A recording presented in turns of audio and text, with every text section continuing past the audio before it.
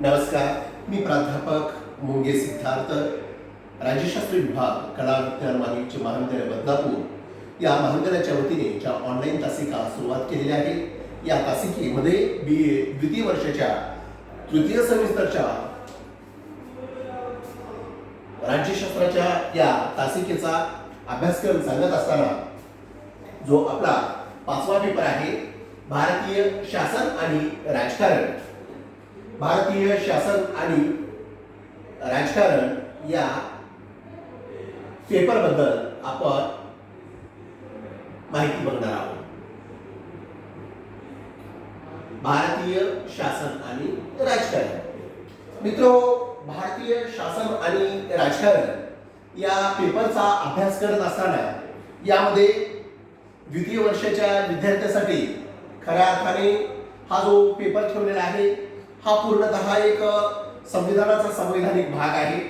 या संवैधानिक भागाची आपण सैद्धांतिक मांडणी आपण या पेपरमध्ये बघणार आहोत. या सैद्धांतिक मांडणीमध्ये भारताचं जे संविधान आहे, या संविधानात जे वैशिष्ट्य आहे, जे स्वरूप आहे, या बाबींची आपण माहिती बघणार आहोत. पहिलं प्रकरण आहे भारतीय संविधान. या संविधानाची निर्मिती, त्याच्यानंतर व्याप्ती आणि वैशिष्ट्ये या 3 घटकांची आपण चर्चा करणार आहोत. मित्र, भारताने जे संविधान स्वीकारलेलं आहे, भारताने ज्या संविधानाचा स्वीकार केलेला आहे, या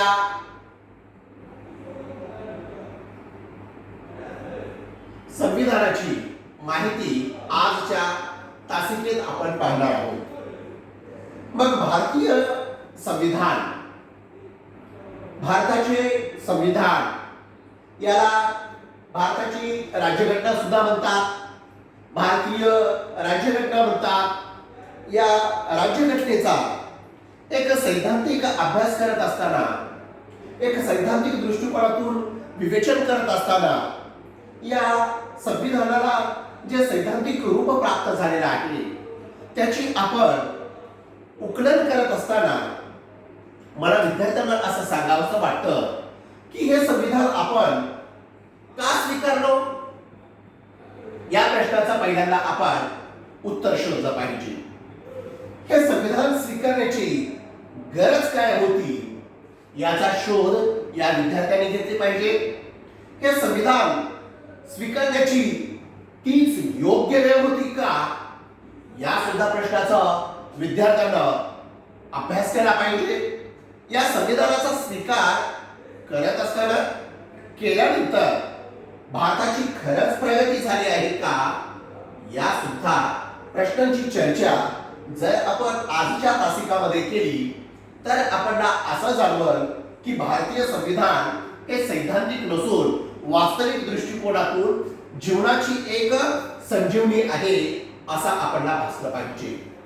विद्यार्थ्यांना, भारताने जे संविधान स्वीकारलेलं आहे त्या संविधानाची निर्मिती जी करण्यात आलेली आहे, ही संविधानाची निर्मिती मुद्दामहून केलेली आहे. कशी निर्मिती केलेली आहे? मुद्दामहून. मग मुद्दाम का स्वीकारण्यात आली? हे संविधान मुद्दामपणे का स्वीकारण्यात आलं? या संविधानाचा स्वीकार मुद्दामपणे का करण्यात आला? का या अगोदर आपल्या देशामध्ये अशी कोणती शासकीय व्यवस्था नव्हती का? या आपल्या देशामध्ये अगोदरची शासन व्यवस्था चांगली नव्हती का? या अगोदर सुद्धा भारतामध्ये अशा स्वरूपाच्या शासन प्रणाली निर्माण झाल्या नाहीत का? या देशामध्ये आपला जो संविधानाचा भाग आहे याचीच गरज स्वीकारण्याची होती का? या संविधानामध्ये असे कोणते घटक स्वीकारलेले आहेत की ते आपण स्वीकारलो? या संविधानाचा स्वीकार करत असताना, असं संविधान स्वीकारत असताना पाठीमागच्या कोणकोणत्या घटकांचा या संविधानामध्ये समावेश केलेला आहे? हे संविधान जेव्हा आपण अभ्यासत आहोत तर या संविधानामध्ये भारतासाठीच हे संविधान योग्य आहे का?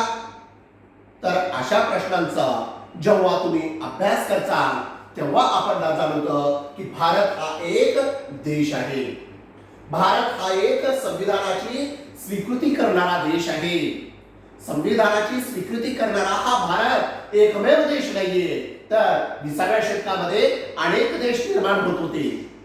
द्वितीय महायुद्धानंतर भारतात त्यातून मुक्त होणारे अनेक देश होते.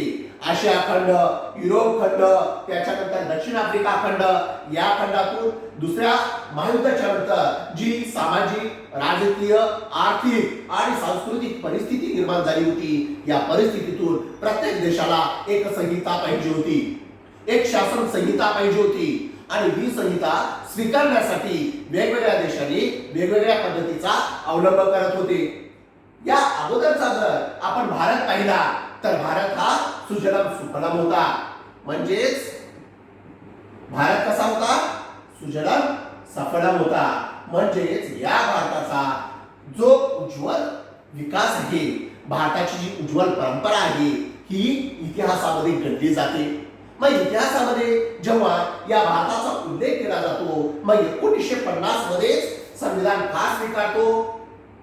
तर 1950 अगोदरच्या परिस्थितीचा जेव्हा आपण भारतीय शासन व्यवस्थेचा आढावा घेतो, तर भारतीय शासन व्यवस्थेचा आढावा घेत असताना भारताच्या फक्त राजकीय व्यवस्थेचाच अभ्यास केला तर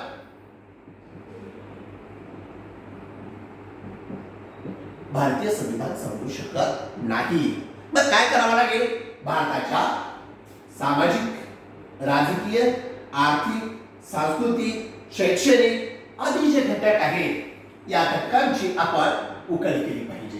या घटकांना आपण स्पर्श केला पाहिजे. या घटकांची माहिती घेतल्यानंतरच आपण समजेल की 26 जानेवारी 1950 रोजी आपण भारतीय संविधान स्वीकारतो.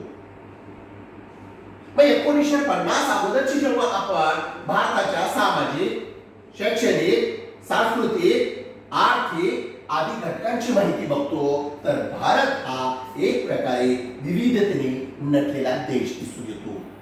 मग भारत हा विविधतेने नटलेला देश कसा दिसून येतो? भारतामध्ये अनेक धर्म आहेत, अनेक पंथ आहेत, अनेक समूह आहेत आणि या समूहांचा जेव्हा अभ्यास करतो तर ह्या समूहाचा सूक्ष्मपणे अभ्यास करत असताना हे समूह कधी निर्माण झाले, हे समूह कधी अस्तित्वात आले,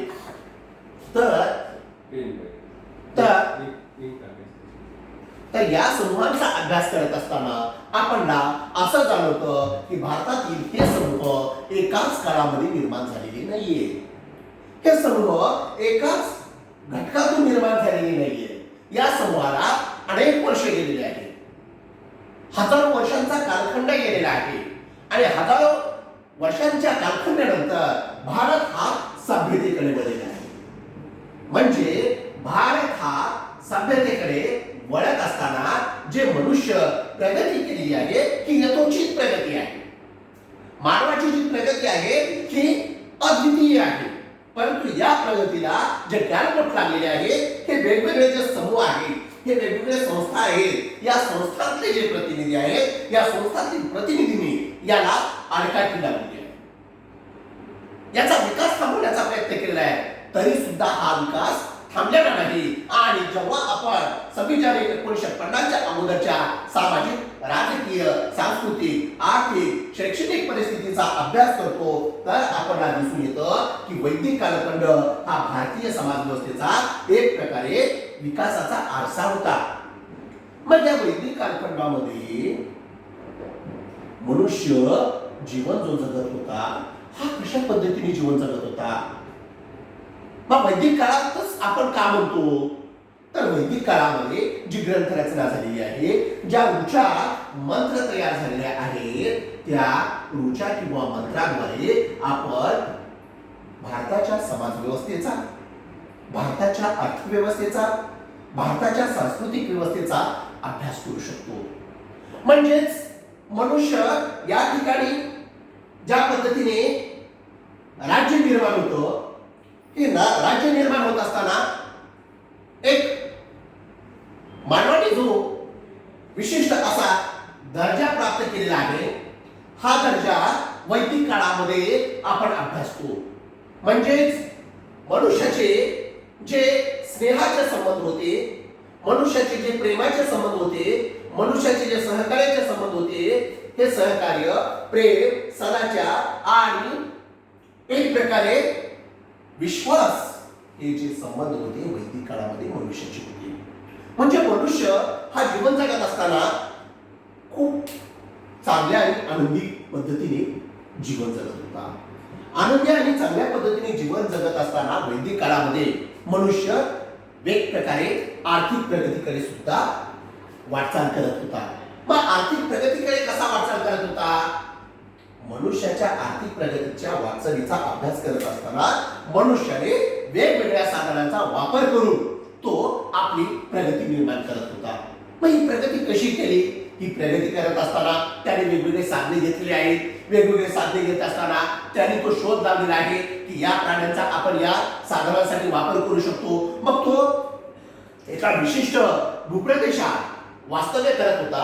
या भूप्रदेशामध्ये वास्तव्य करत असताना विशिष्ट समूह राहत असताना विशिष्ट मानव राहत असताना त्या ठिकाणी त्यांनी आपली आर्थिक प्रगती घडवून आणलेली आहे, भौतिक प्रगती घडवून आणलेली आहे.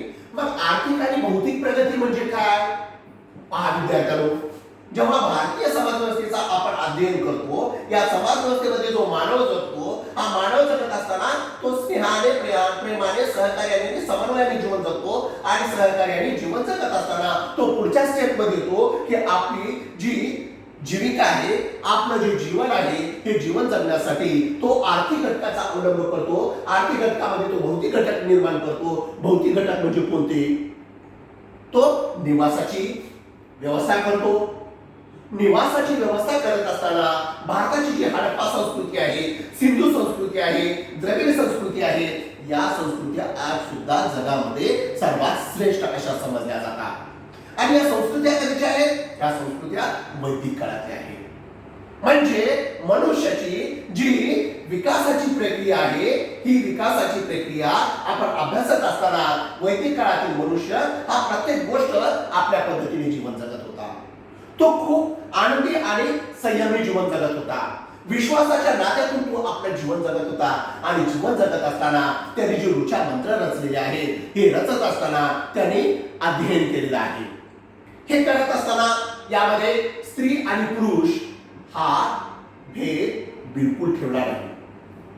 जसे पुरुषाला अधिकार आहे या राज्यामध्ये राहण्याचे, तसे स्त्रीला सुद्धा या भूभागामध्ये राहण्याचे अधिकार आहे. ज्या पद्धतीने पुरुष मंत्र गातो त्याच पद्धतीने स्त्री सुद्धा गाते. ज्या पद्धतीने ऋचा ही पुरुष रचतात त्या पद्धतीने स्त्री सुद्धा रचते. म्हणजे इथे समसमान स्वरूपाचे अधिकार हे कधी दिसतात? वैदिक काळामध्ये दिसतात. आणि हे दोन्ही एकत्रित राहत असल्यामुळे, दोन्ही वैचारिक दृष्टिकोनातून राहत असल्यामुळे यांच्यातील जी ताकद निर्माण झाली ही विकासात्मक दृष्टिकोनातून निर्माण झाली. आणि असा हा कालखंड जाता जाता उत्तर वैदिक काळ निर्माण होतो. आणि उत्तर वैदिक काळामध्ये काय होतं? उत्तर वैदिक काळामध्ये जे ग्रंथ लिहितात, ऋचा लिहितात, या उत्तर वैदिकच्या पूर्वार्धामध्ये सगळे समान असतात. सगळ्यांना चांगले जीवन जगण्याचा अधिकार मिळतात. सगळे व्यवस्थित आपलं जीवन जगत असतात. सगळ्यांना आपले हक्क मागवण्याचे अधिकार आहेत.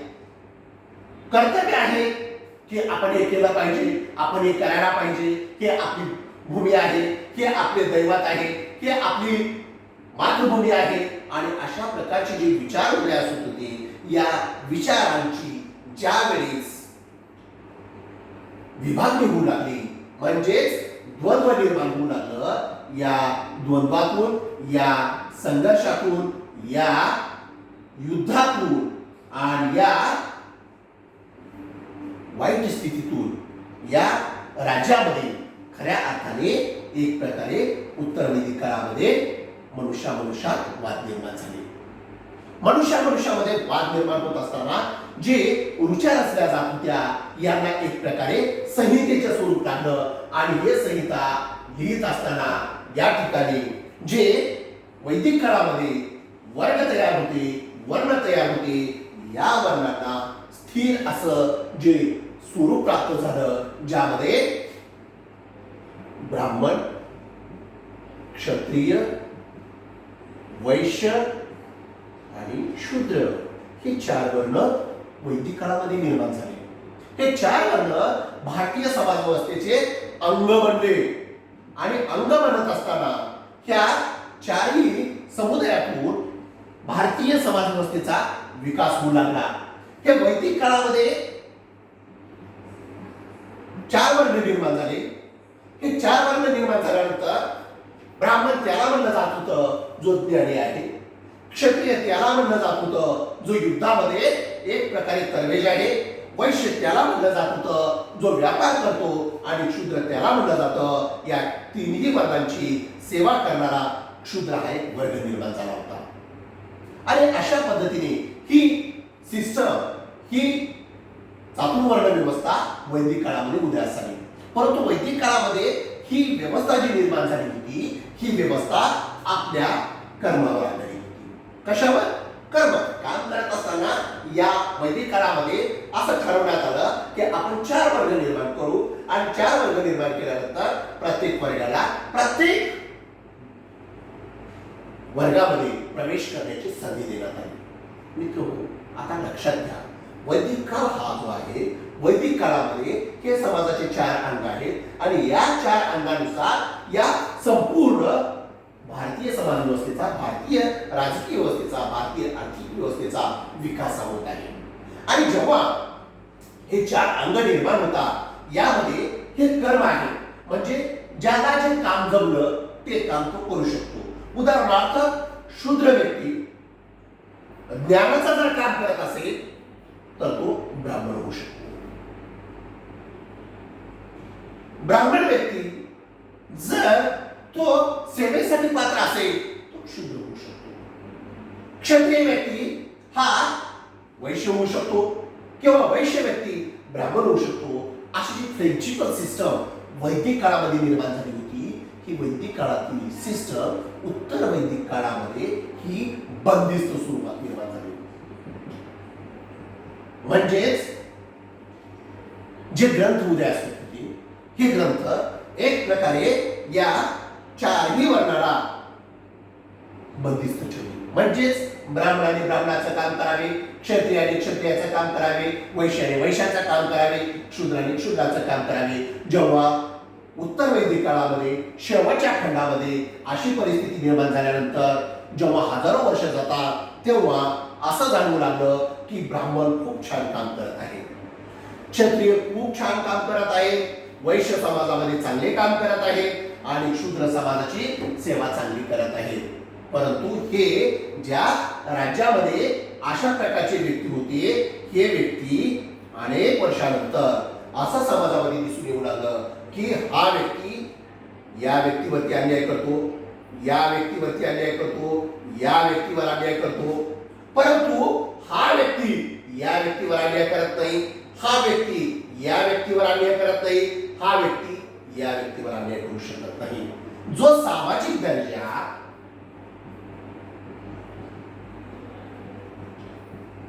वैदिक काळामध्ये या मनुष्यांना, या मानवांना होता तो सामाजिक दर्जा, तो राजकीय दर्जा, तो आर्थिक दर्जा या उत्तर वैदिक काळामध्ये या मानवी समूहाला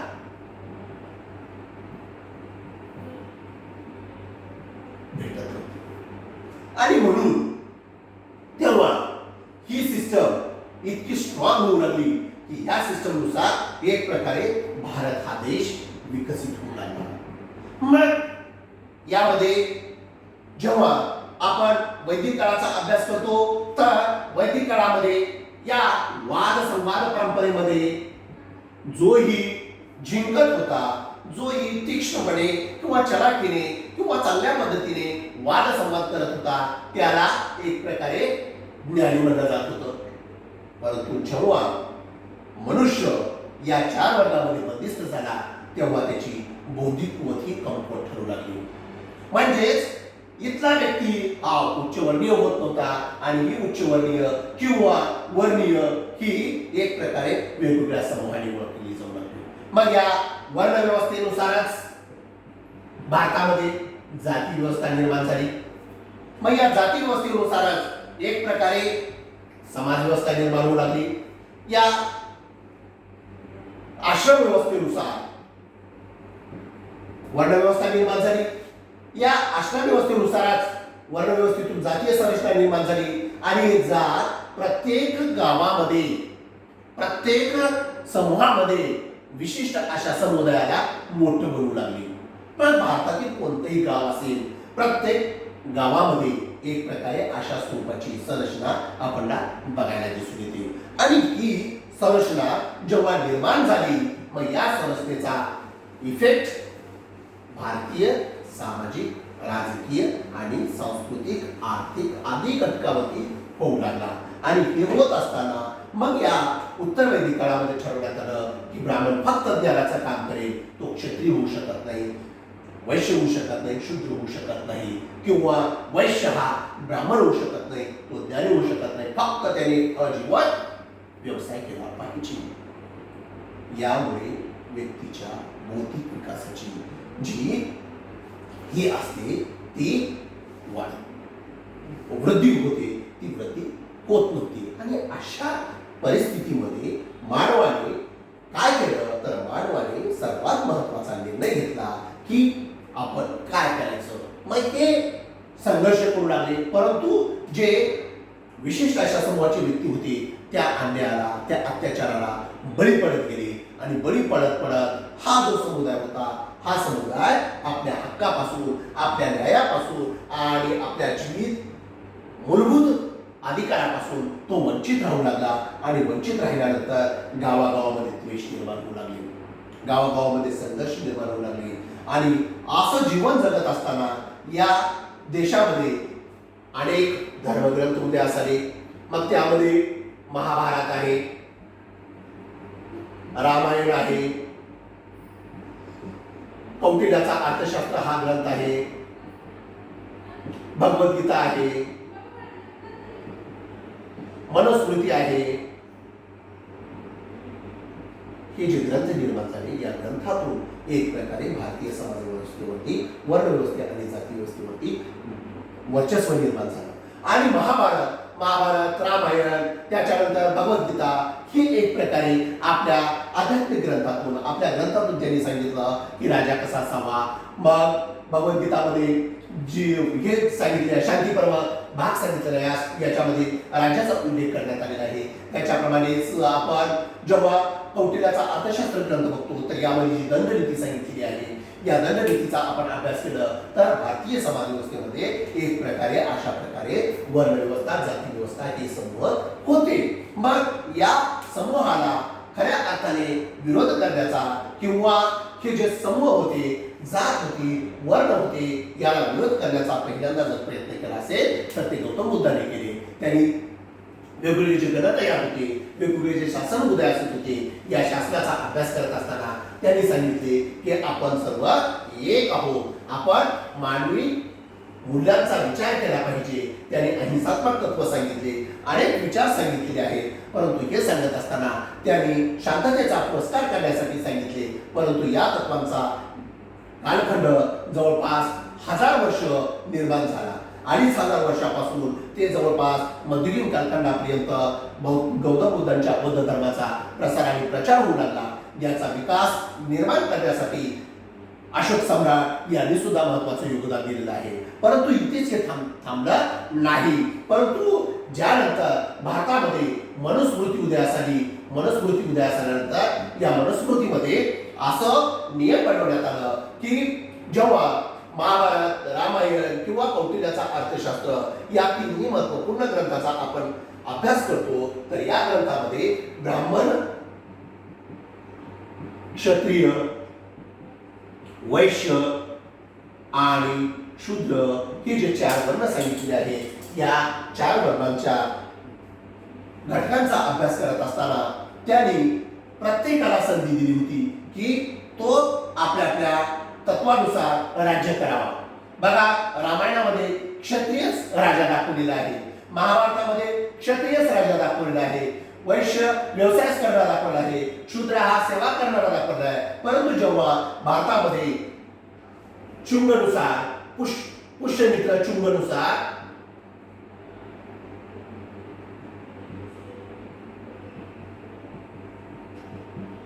मनुस्मृती देण्यात आली. त्यांनी या मनुस्मृतीमध्ये सांगितलं की ब्राह्मण हा काय होणार, देशाचा राजा होणार. आणि अशा पद्धतीने त्यांनी बदल केल्यानंतर भारतातील जी समाज व्यवस्था होती, जी विकासाकडे जात होती, त्या विकासाच्या याच्याकडे त्यांनी बदल घडवण्यात आला. मग क्षत्रिय हा राजा होणारा, ब्राह्मण राजा होऊ लागला.